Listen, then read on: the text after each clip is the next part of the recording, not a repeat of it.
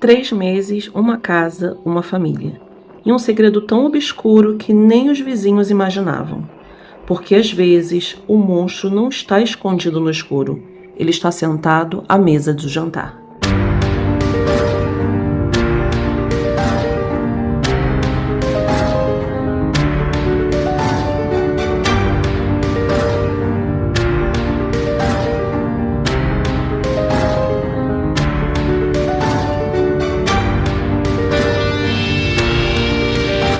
E aí pessoal, voltei com mais um caso no canal Serial Crimes, e se você está procurando casos que revelam um lado mais sombrio da natureza humana, você acabou de encontrar. Mas eu preciso avisar, o caso de hoje é um dos mais perturbadores que eu já trouxe para esse canal. Envolve tortura, envolve sofrimento prolongado, uma família inteira que se transformou em algozes. E antes de começar, deixa o like agora se você quer continuar vendo casos reais, sem filtros, que precisam ser conhecidos. Se inscreva no canal e ativa esse sininho, porque o que você vai ver hoje vai te chocar profundamente. O nome dela era Marta Isabelle dos Santos Silva. Ela tinha apenas 16 anos e deveria estar estudando, fazendo amigos, vivendo a adolescência. Mas Marta não viveu nada disso. Porque na noite de 24 de fevereiro de 2026, quando a polícia chegou em uma chácara no bairro Jardim Santana, em Porto Velho, Rondônia, eles encontraram o corpo de Marta sobre uma cama. E o que a perícia encontrou ali foi algo que vai assombrar vocês. Uma adolescente que foi torturada, mantida em cárcere privado e deixada para morrer nas mãos de quem deveria protegê-la. E quem eram os responsáveis por essa crueldade? O pai dela, a madrasta e a avó paterna. 3 membros da família, 3 pessoas que deveriam amá-la, 3 monstros.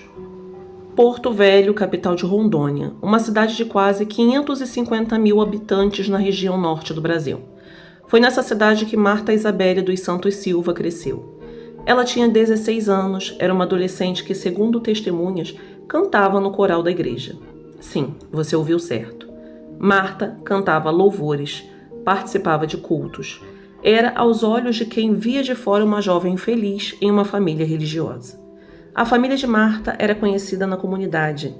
O pai, Caleb José da Silva, de 41 anos, e a madrasta Ivanice Farias de Souza Ferreira eram chamados de pastores profetas na igreja que frequentavam. Mas por trás daquela fachada de família religiosa, por trás daqueles sorrisos nos cultos, havia um inferno. O inferno que Marta vivia todos os dias. E aqui vai um detalhe que torna tudo ainda mais revoltante. Marta já era vítima de maus tratos há muito tempo. A própria filha da madrasta, minha irmã da Marta, relatou à polícia que a adolescente era constantemente maltratada, ou seja, não foi um caso isolado. Não foi algo que aconteceu do nada. Era um padrão, era sistemático. Era uma família que torturava uma criança há anos e ninguém fez nada efetivo para parar. E por volta de dezembro de 2025, os vizinhos começaram a notar algo estranho. A Marta não estava mais sendo vista. Antes, ela circulava pelo bairro e a igreja era visível, mas de repente ela simplesmente sumiu. E quando os vizinhos perguntavam para o pai ou para a madrasta, cadê a Marta? As respostas eram sempre as mesmas. Ela está em um retiro da igreja, ela está na casa dos avós, ela está viajando. Desculpas, mentiras. Cortinas de fumaça para esconder uma realidade muito mais sombria. Um vizinho que morava em frente à chácara relatou à polícia que não via Marta desde o Natal de 2025. 2 meses sem ver a menina. Mas como ninguém havia registrado um boletim de ocorrência sobre o desaparecimento, como a família sempre dava uma explicação, os vizinhos não desconfiaram que algo terrível estava acontecendo. Marta não estava em nenhum retiro, não estava na casa de nenhum parente, não estava viajando. Marta estava presa dentro da própria casa. Segundo a confissão que o pai daria depois, a Marta teria fugido de casa em algum momento e quando ele a encontrou, ele decidiu que ela nunca mais fugiria. Como? Amarrando ela. Todas as noites, Caleb pegava fios elétricos e amarrava os braços de Marta na cama. Apertava tanto que os fios cortavam a pele dela. E quando ele percebia que o fio estava machucando demais, sabe o que ele fazia? Ele colocava um pano por baixo do fio, não para aliviar o sofrimento dela, mas para evitar marcas muito evidentes. E durante o dia ele desamarrava Marta, mas ela não ficava livre. Ela ficava trancada dentro de um quarto, em cárcere privado absoluto. E essa rotina durou meses. E atenção que essa parte contém detalhes extremamente perturbadores e se você é sensível, considere pular para o próximo episódio. O que aconteceu com Marta dentro daquela casa nos últimos meses da sua vida não foi apenas maus tratos, foi tortura. Tortura no sentido mais literal da palavra.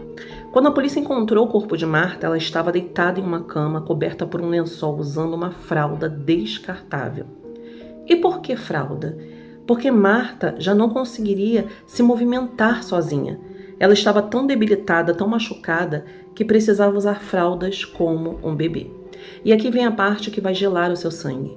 A Marta tinha o osso do braço esquerdo exposto. O rádio, que é o osso do antebraço, estava visível para fora da pele. Ela também tinha um osso na região da clavícula exposto. Ossos expostos significam que houve fraturas tão graves, com tamanha negligência no tratamento, que a pele e os tecidos se deterioraram ao ponto de deixar o osso à mostra. Marta tinha ferimentos nas pernas que estavam com larvas. A míase, que é quando moscas depositam ovos em feridas abertas e as larvas eclodem. Isso não acontece da noite para o dia, isso leva dias. Isso significa que Marta ficou com feridas abertas sem tratamento, sem higiene, até que moscas conseguissem colonizar aqueles ferimentos. Marta também apresentava feridas nas costas, características de quem fica deitado na mesma posição por muitos dias sem ser movimentada. São as chamadas de úlceras de pressão. Isso acontece quando alguém fica imobilizado e a pressão constante em um ponto do corpo corta a circulação sanguínea, causando necrose da pele. Ela estava em estado evidente de desnutrição. Seu corpo estava esquelético. Ela não estava sendo alimentada adequadamente. Um dos seus dentes frontais estava quebrado, mais um sinal de violência física. A perita criminal que atendeu a ocorrência foi categórica em duas afirmações. Primeira, é impossível que essa adolescente tenha chegado andando nesse local nas condições em que estava. A versão inicial da madrasta era que ela tinha voltado para casa caminhando descalça, mas a perícia foi taxativa.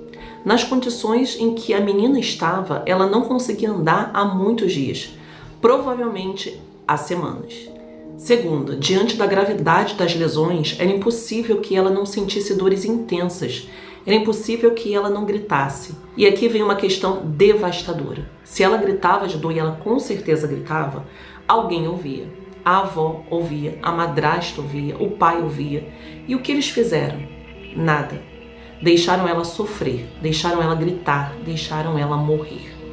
Durante a inspeção da área externa da casa, os policiais encontraram algo crucial, uma fogueira com roupas e uma quantidade grande de fraldas descartáveis parcialmente queimadas.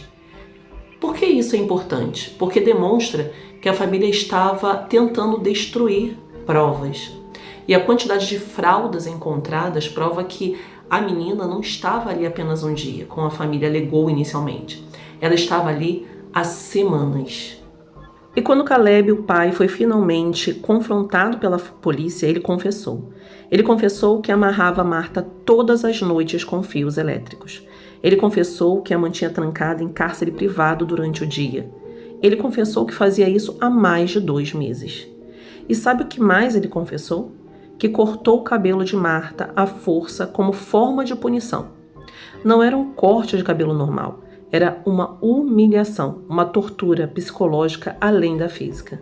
Segundo o relato da madrasta, foi por volta das 18h30 que Marta deu o último suspiro.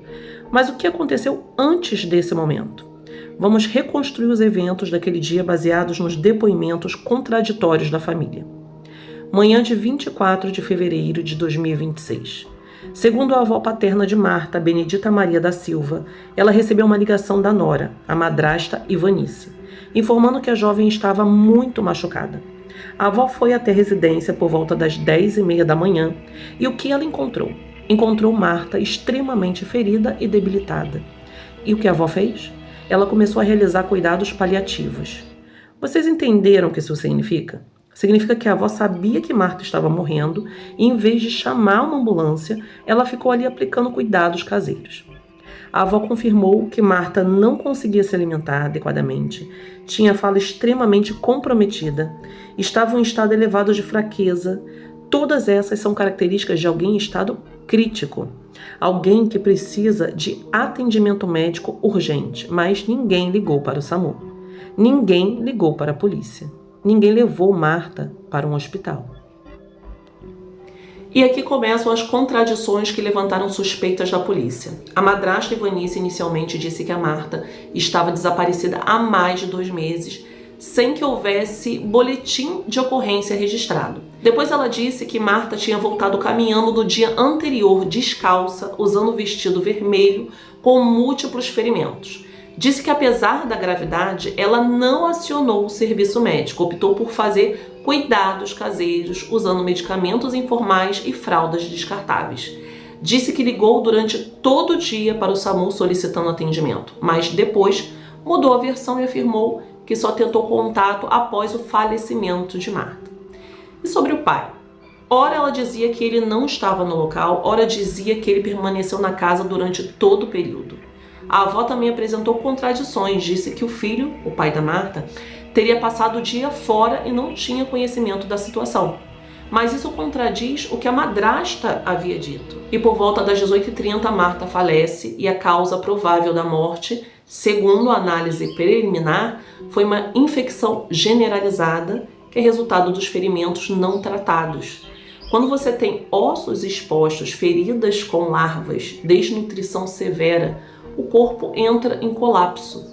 O sistema imunológico não consegue mais lutar. A infecção se espalha pelo sangue até que os órgãos falhem. Marta morreu de uma morte lenta, dolorosa, evitável.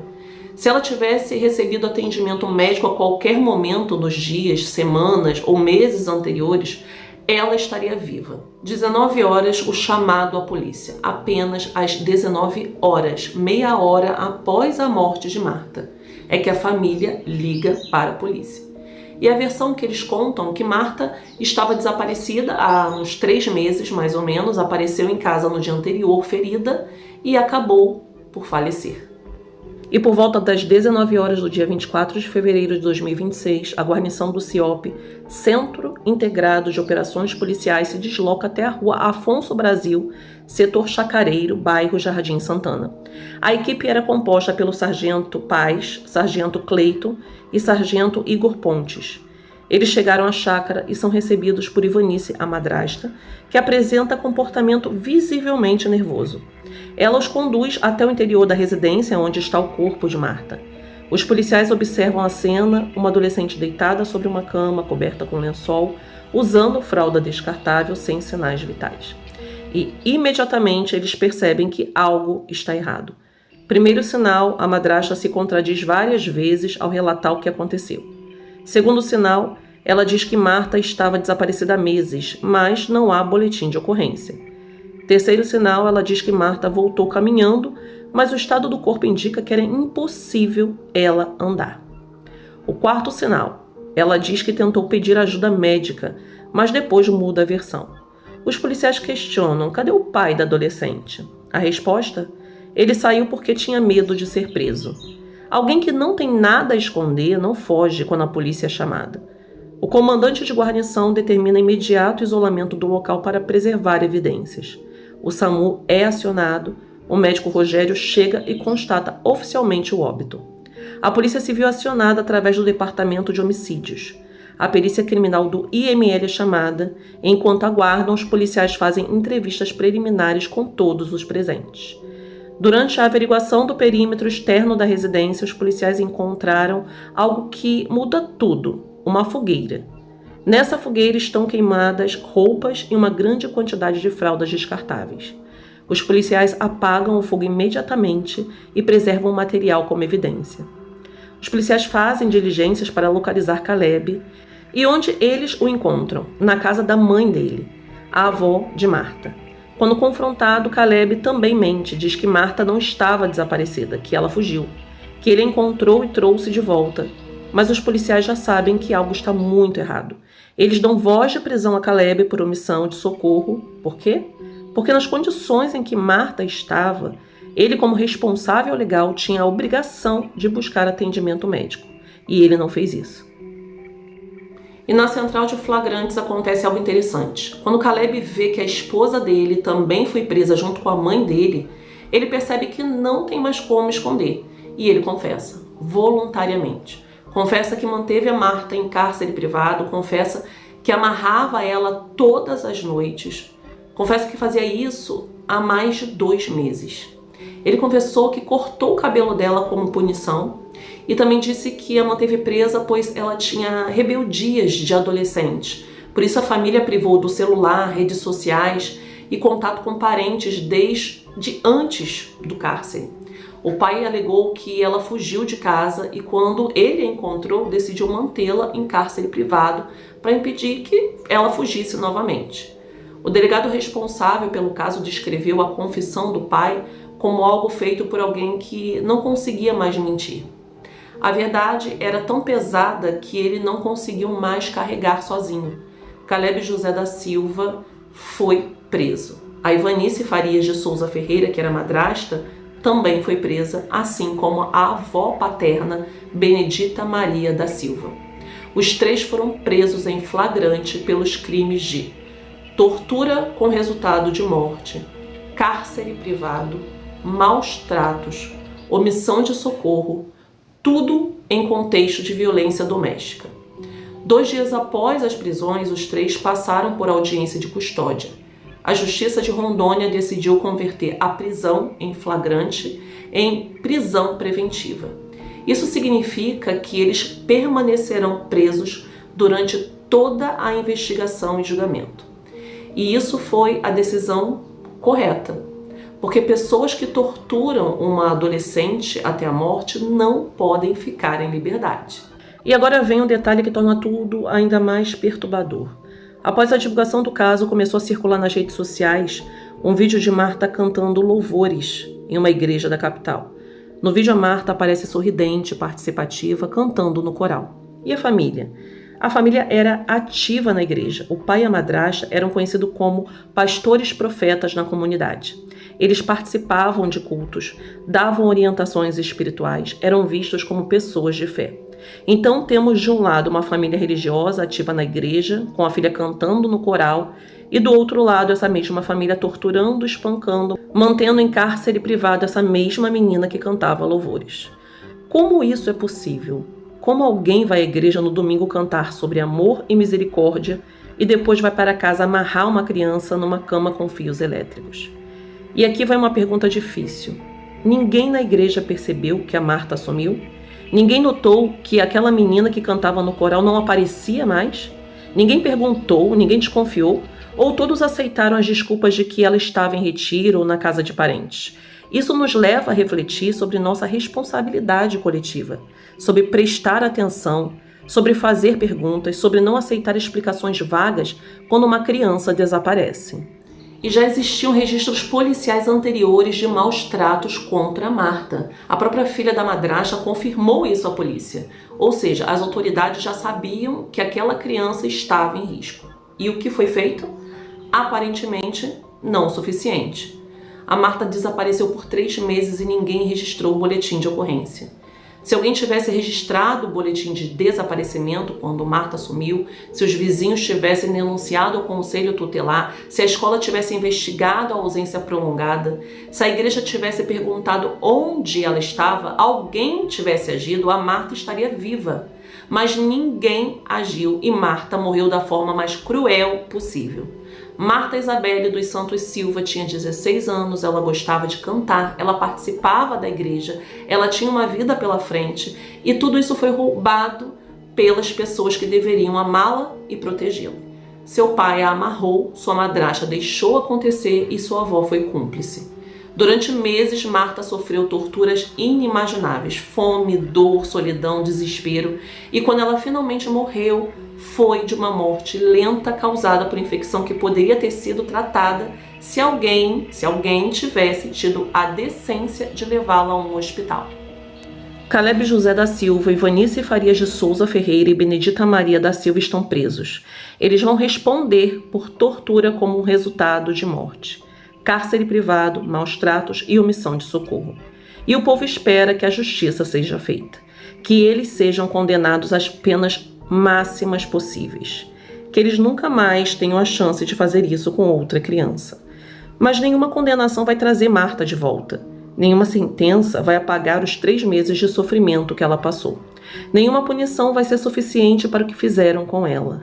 Mas este caso não é apenas sobre 3 monstros, é sobre todos nós. É sobre prestarmos atenção nas crianças ao nosso redor. É sobre perguntarmos quando uma criança some. É sobre denunciarmos quando vemos sinais de abuso. É sobre não aceitarmos explicações vagas quando algo parece errado. E se você suspeita que uma criança está sendo abusada, maltratada ou está em perigo, denuncie. Ligue 100. Disque Direitos Humanos. É gratuito, anônimo e funciona 24 horas. Ligue para o Conselho Tutelar da sua cidade. Procure uma delegacia de proteção à criança e ao adolescente. Não espere ter certeza absoluta. Se algo parece errado, provavelmente está errado. Você pode salvar uma vida. Você pode ser a diferença entre uma criança sofrer em silêncio e uma criança ser resgatada. E muitas dessas crianças estão perto de você, no seu bairro, na sua comunidade, talvez até na sua igreja. A pergunta é: você vai prestar atenção? Você vai agir? Ou você vai aceitar as desculpas fáceis e deixar que outra Marta seja torturada até a morte? Marta Isabelle foi enterrada na manhã do dia 26 de fevereiro de 2026, na zona leste de Porto Velho. Uma adolescente de 16 anos, uma vida inteira que foi interrompida de forma mais brutal possível. As investigações continuam, a Polícia Civil está apurando todos os detalhes e esperamos que cada responsável por esse horror pague por seus crimes. Mas o que fica para nós, que assistimos essa história, é uma pergunta incômoda. O que eu vou fazer diferente a partir de agora? Vou prestar mais atenção nas crianças ao meu redor? Vou questionar quando algo parecer estranho? Vou denunciar se desconfiar de abuso? Porque casos como o de Marta acontecem porque muita gente viu sinais e não fez nada. E eu não sei vocês, mas eu não quero ser parte desse silêncio cúmplice. E se esse caso te impactou, se você acha que essa história precisa ser conhecida, compartilha. Compartilha para conscientizar mais pessoas. Deixa aqui o teu like, se inscreve no canal e ativa o sininho. E nos comentários, diz aqui o que você acha que precisa mudar para protegermos melhor as nossas crianças. Vamos discutir. Que a história de Marta não seja esquecida e que ela sirva de alerta para todos nós. Um grande abraço e até o próximo vídeo.